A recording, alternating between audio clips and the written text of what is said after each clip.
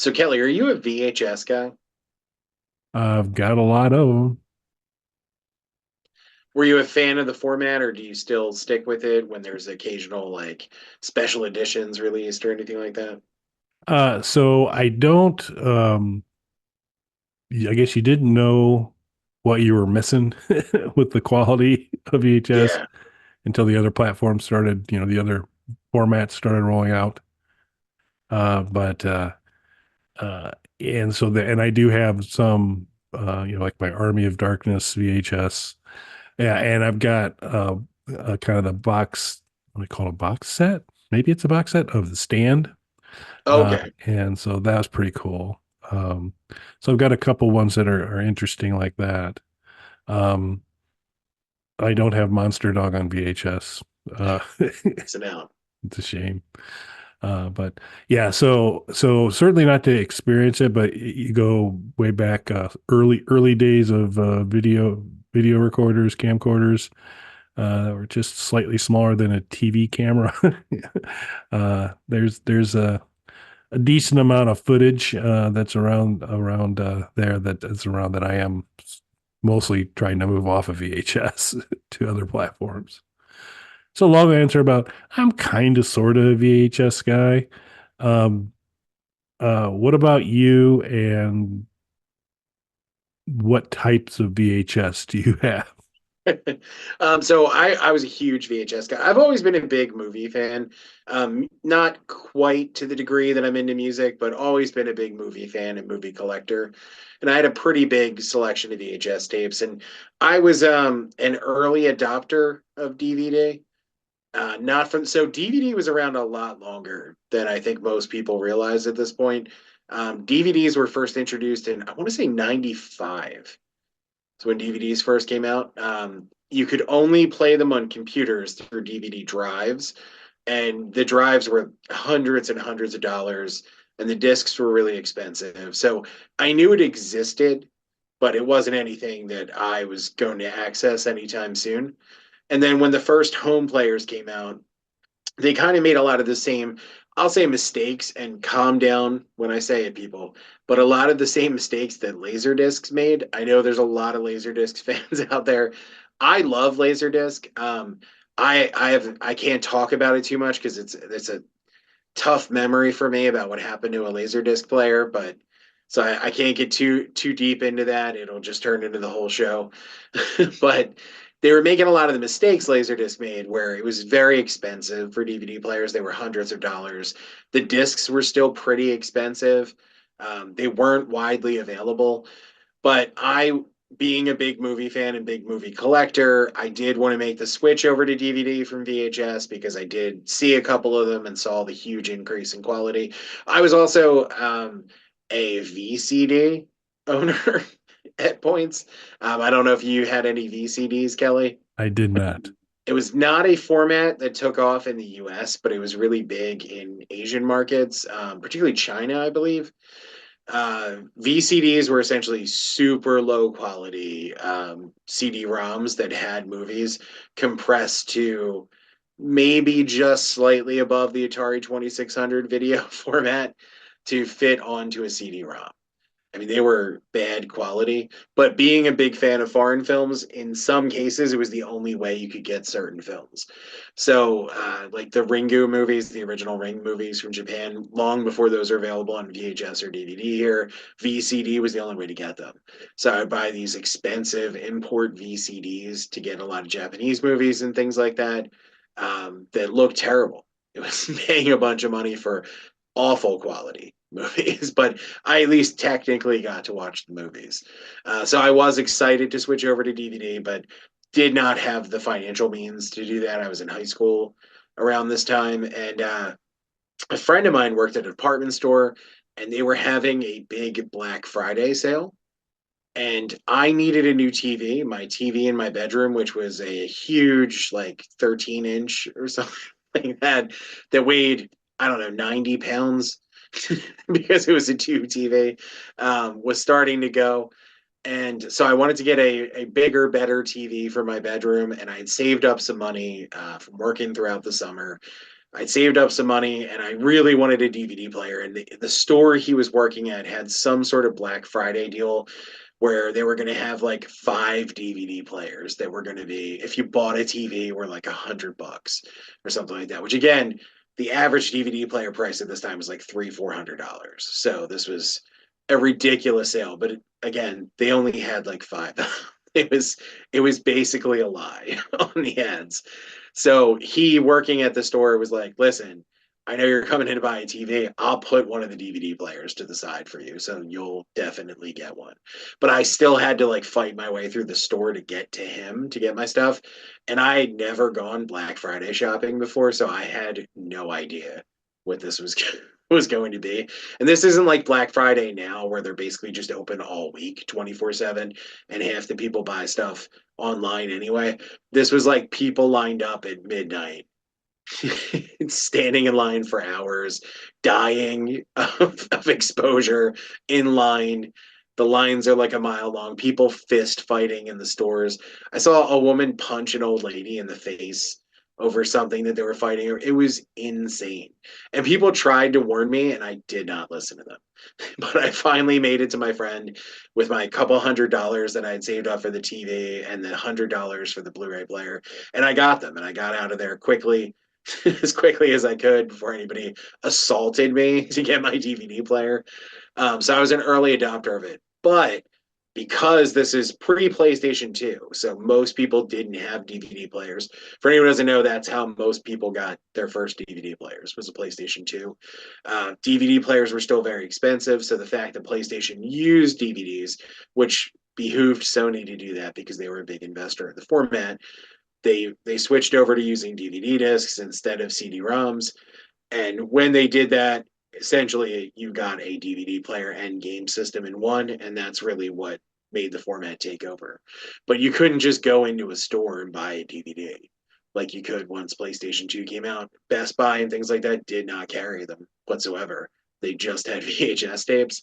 So I had to go to specialty stores like Suncoast Video. I don't know if you had any of those Not in a your area. Midwest going concern, no. No. So Suncoast Video was a store that was eventually bought out by somebody who was bought out by Best Buy and shut down. But basically, they just sold movies in all different formats. So they had laser discs, they had DVDs, they had VHS, but they specialized in like ordering foreign films and things like that for you. Stuff that was, not what you would find at your local video store kind of thing for the most part. They had that stuff too, but this was more for like collectors and people who are serious, home theater kind of people. Lots of laser discs and stuff like that, expensive stuff. So I had to actually go to these stores to buy DVDs because even if you randomly found a DVD rack somewhere in the wild, it would be like 5 movies they would have, and they would be like $50 a piece. So I would go to Suncoast Video to get DVDs. And while I was there, I would occasionally pick up VHS still because most stuff wasn't coming out on DVD yet at this point. So I would still have to pick up VHS tapes. And I saw digital VHS tapes there at one point. This was around like 2000 or so, I guess. I saw digital VHS tapes and I was like, what the hell is this? That doesn't make sense. Just the idea of digital and VHS doesn't make sense. And they were super expensive. And I was friends with the stoner guy who was the manager of the store, and we would smoke weed outside allegedly in my OJ voice. We would smoke weed outside behind the store, and he'd hook me up with all kinds of cool discounts on these super expensive DVDs. So he was explaining, he was a big audio video guy, had like a ridiculous home theater setup. He would explain to me that there were digital VHS players, which were super expensive, more expensive than DVD players, that you could play these digital VHS tapes on, and they had all the drawbacks of VHS as far as deteriorating and things like that, but technically looked better than DVD, especially the early DVDs, which were still fairly compressed. They looked way better than VHS. Still had a lot of compression issues that they were figuring out and everything. So he explained these actually looked better than DVDs. I never saw one. I never knew anyone who bought one of these. I only ever saw a few tapes. Like even in a specialty shop like that, they had maybe like 10 tapes or something like that. And I don't even know that there was that many more released for the format. So whenever I see, I never look for it because I always kind of forget that this existed. But whenever I see it pop up somewhere, because I'm always looking up stuff about movie formats and things, every once in a while a video will pop up about this and I have to watch it just because it reminds me of that time and just fascinates me about this thing that apparently existed that nobody knows anything about. Yeah, and use the highly popular FireWire Yeah. for audio, or for the output as well, which was. So did you ever use FireWire at all? Yes. Yes, I did. I had a mini DV camera that used FireWire. So I Later. did use FireWire, but never digital VHS. Yeah, and I guess I hadn't really connected the dots. So I really was unaware of digital VHS until we came across this video, which the link will be in the description. But I did have a digital camcorder that used tape.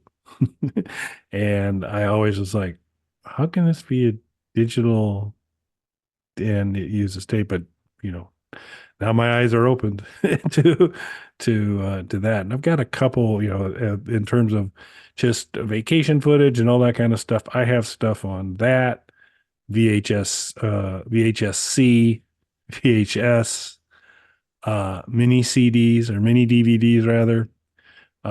So I've got a lot of mediums to work my way through to kind of move them to uh, a more portable digital format.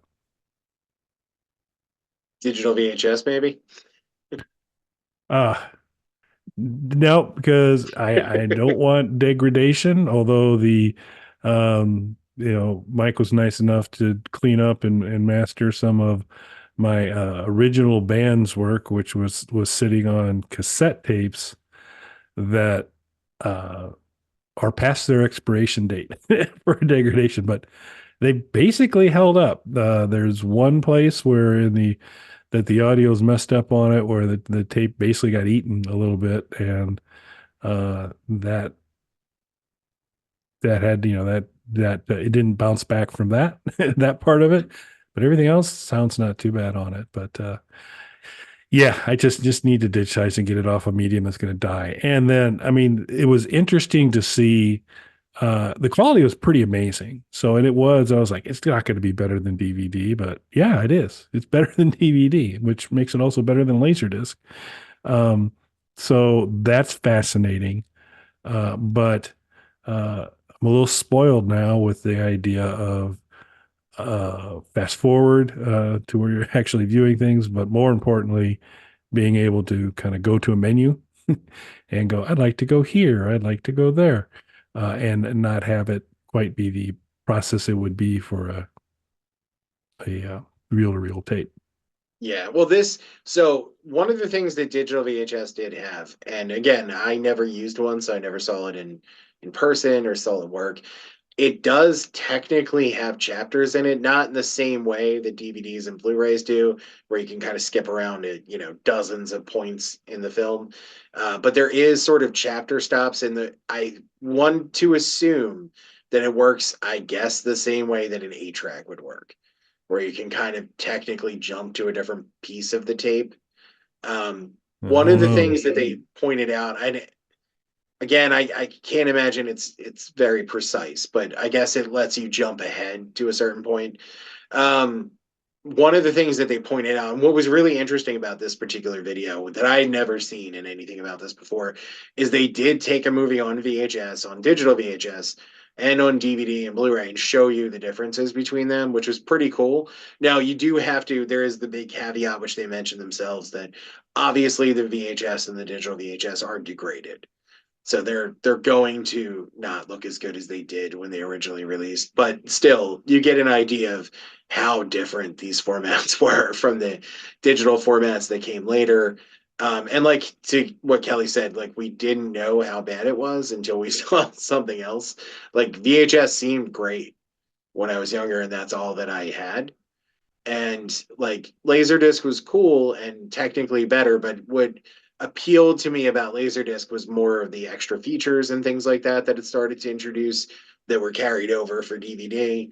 But as soon as I saw DVDs as a movie fan, I was just like, oh my God, this is so different. of an experience.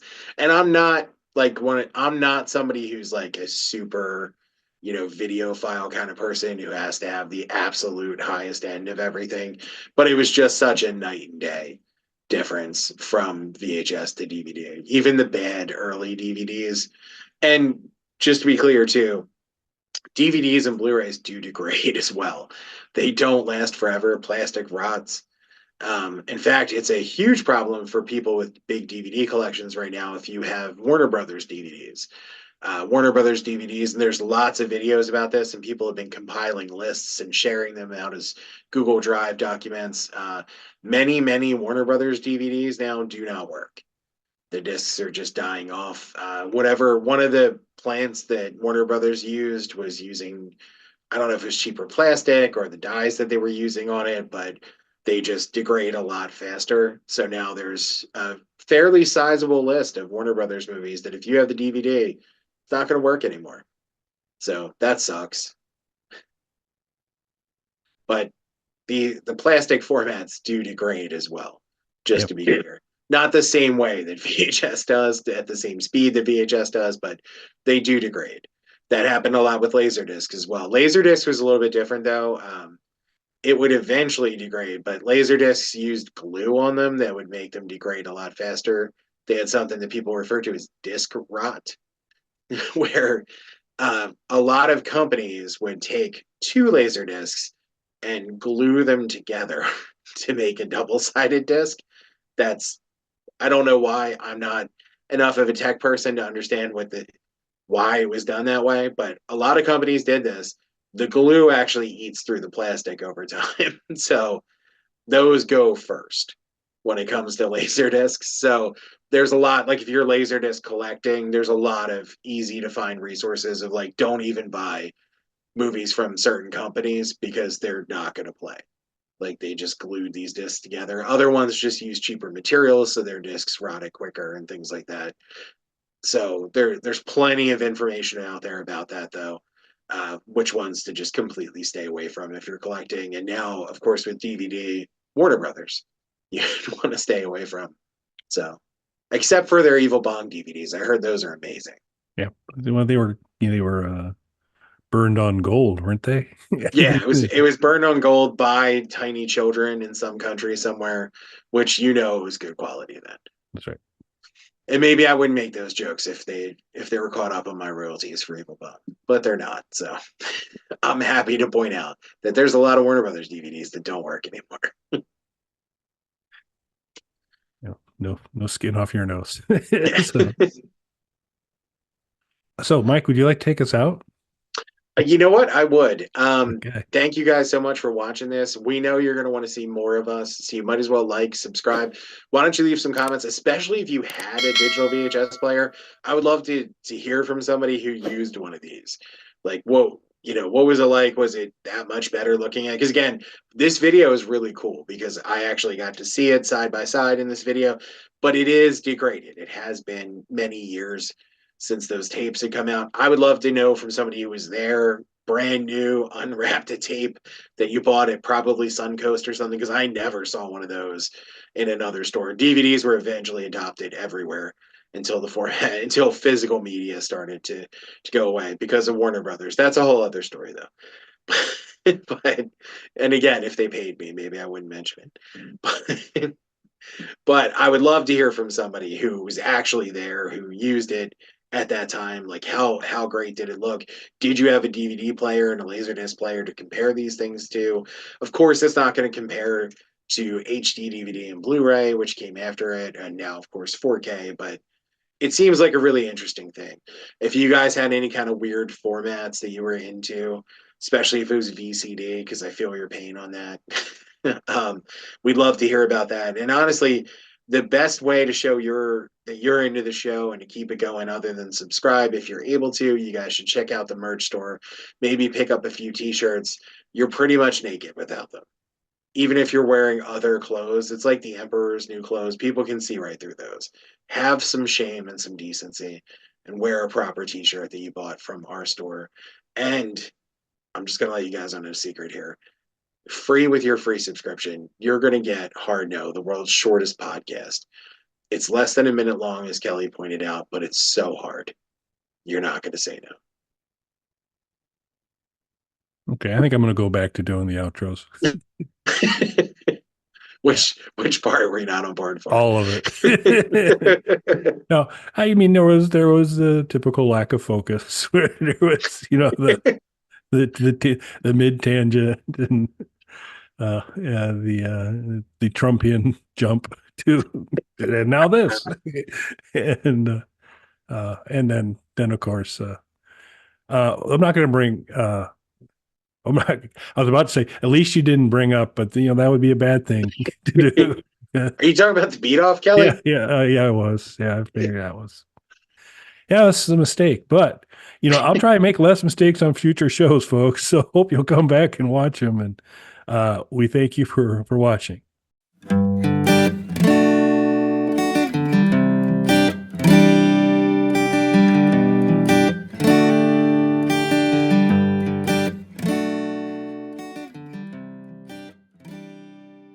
Bog Panda.